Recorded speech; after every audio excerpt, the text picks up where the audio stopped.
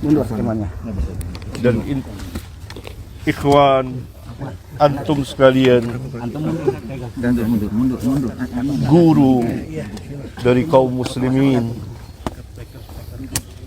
telah wafat dan berpulang ke rahmatullah. Mundur ada tanah. Beliau yang saya kenal dari puluhan tahun yang lalu, tepatnya pada tahun 83,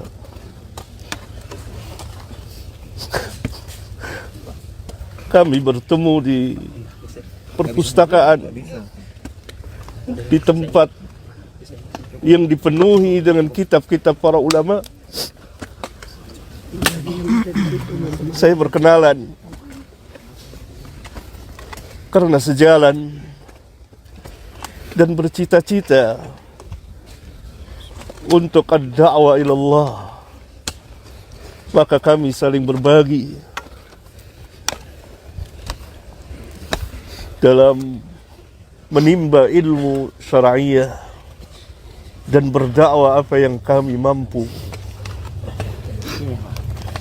Terus berlangsung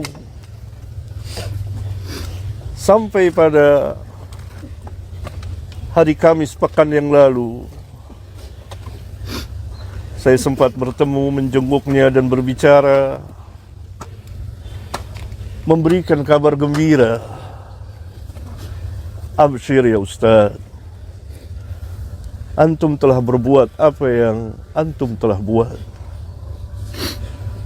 Apalagi antum selesai menunaikan ibadah haji. Semoga mendapat haji yang mabrur, yang tidak ada balasannya kecuali jannah. Beliau telah menginfakkan umurnya sekian puluh tahun untuk berdakwah ad-da'wah ilallah, dan saya kenal betul dengan lisan dan tulisan. Salah seorang ahli ilmu telah wafat. Inna lillahi wa inna ilaihi raji'un. Allahumma ajurni fi musibati wa akhlif li khairan minha. Dan beliau mengajarkan kepada keluarga dan kepada umat, dan sangat giat. Salah satu yang membuat saya tertarik bertemu dan memanggilnya dan berkenalan, selalu di tangannya ada pena dan buku kecil. Tidak lepas dari itu untuk menulis sejumlah fawaid ilmiah. Itu yang saya tahu. Maka kita berkenalan. Ikhwan sekalian, Imam Ahmad pernah berkata, Yaumul Janaiz, pada hari jenazah bagi ahlus sunnah disaksikan oleh manusia. Yaumul Janaiz, yang membedakan di antara pembedanya. Oleh karena itu kita, kepulangan beliau, mendapat pelajaran yang sangat berharga tentang dakwah yang hak, dakwah salafiyah yang harus tetap ditegakkan. Kita mencintai beliau. Saya pribadi sangat mencintainya, dan kita selalu bersama. Tetapi tentu kita tidak akan mengatakan sesuatu kecuali yang diredoi oleh Allah Tabaraka wa Ta'ala.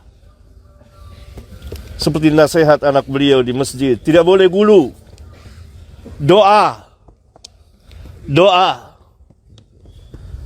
Bahkan ketika saya terakhir bertemu pekan yang lalu, doain, begitu beliau katakan. Doain. Doa. Oleh karena itu Rasulullah SAW apabila selesai menanam, beliau berhenti sejenak dan beliau bersabda kepada para sahabat, istaghfiru li akhikum wasalu lahu at-tasbit fa innahu al-an yus'al. Mohonkanlah ampunan untuk saudaramu. Dan minta kepada Allah tasbih, keteguhan, kekuatan. Fa innahu al-an yus'al, karena sekarang dia sedang ditanya. Ini yang kita lakukan. Memohonkan ampun, meminta kepada Allah agar beliau mempunyai keteguhan dalam menjawab pertanyaan dua malaikat yang mulia, Munkar dan Nakir.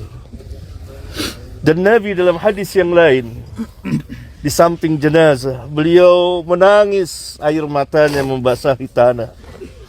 Dan beliau mengatakan, untuk yang seperti inilah, pada hari inilah, kamu mempersiapkan diri. Nabi SAW mengatakan kepada para sahabat,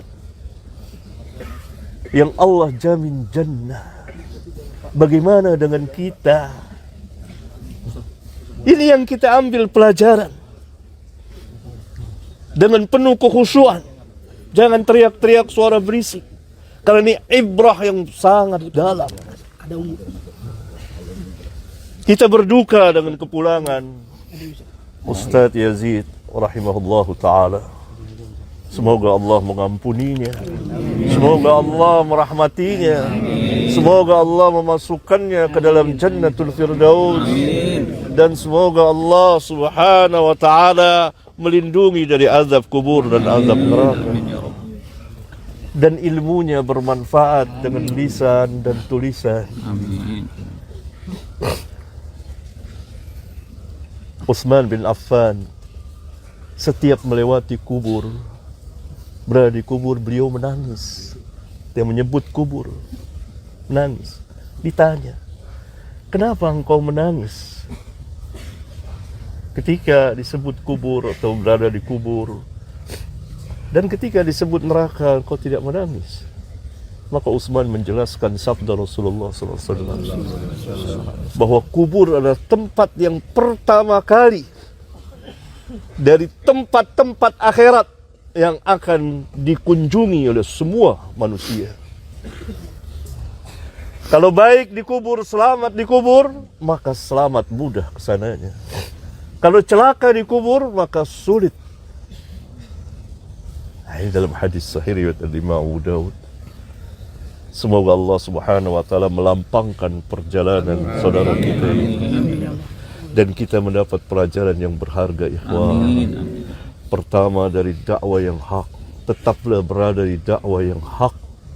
Bagi para ustadz, para da'i, tetap mendakwakan dakwah salafiyah. Bagi kaum muslimin, ikuti manhatin. Karena manhat ini manhat yang hak. Manhat para sahabat radhiyallahu anhum ajma'in. Yang kedua, kita mendapat pelajaran kematian. Bahwa semua kita akan seperti, entah kapan waktunya. Tidak ada yang tahu perkara yang gaib. Saya Kamis kemarin meminta izin pada anak beliau yang berada di ruang ICU. Hati saya gelisah. Kenapa hati saya gelisah? Saya harus ketemu, saya harus minta izin kepada anak beliau. Biar gimana saya harus ketemu. Saya berangkat. Saya masuk bersama Ustadz Zamzami dari Pekanbaru, yang juga dari Pekanbaru datang kemari untuk menjenguk. Beliau dicintai banyak orang. Maka saya melihat, tenang hati saya. Bahkan 2 jam berselang 3 jam, beliau telepon, Fatih, Abah sudah meninggal. Kita tidak ada yang tahu perkara yang gaib. Rahasia Allah. Dan ada hikmah di balik itu. Perjalanan beliau panjang sekali. Berlika-liku.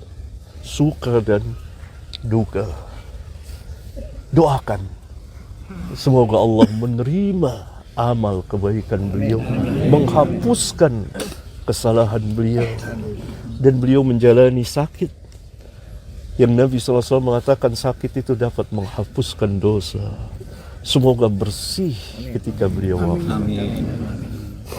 Wassalamualaikum warahmatullahi wabarakatuh. Waalaikumsalam warahmatullahi wabarakatuh. Doakan ibu.